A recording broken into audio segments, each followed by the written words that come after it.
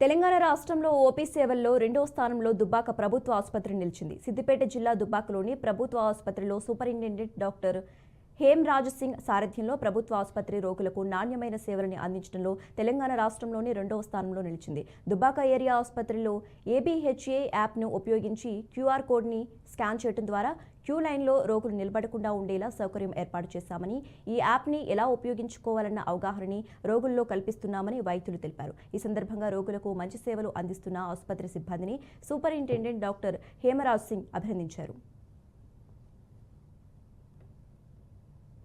మన Dubbaka area hospital ఈ సంవత్సరంలో ఓపీ సేవలలో రెండవ స్థానంలో నిలిచింది రాష్ట్రంలో.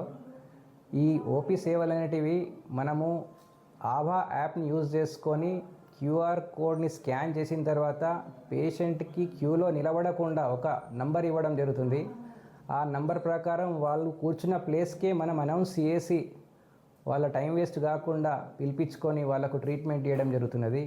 ఇది టోటల్ దేశంలో నడుస్తున్నటువంటి ప్రోగ్రాము. దీంట్లో ఈ టైం వరకు మనము రాష్ట్రంలో రెండవ స్థానంలో ఉన్నాము.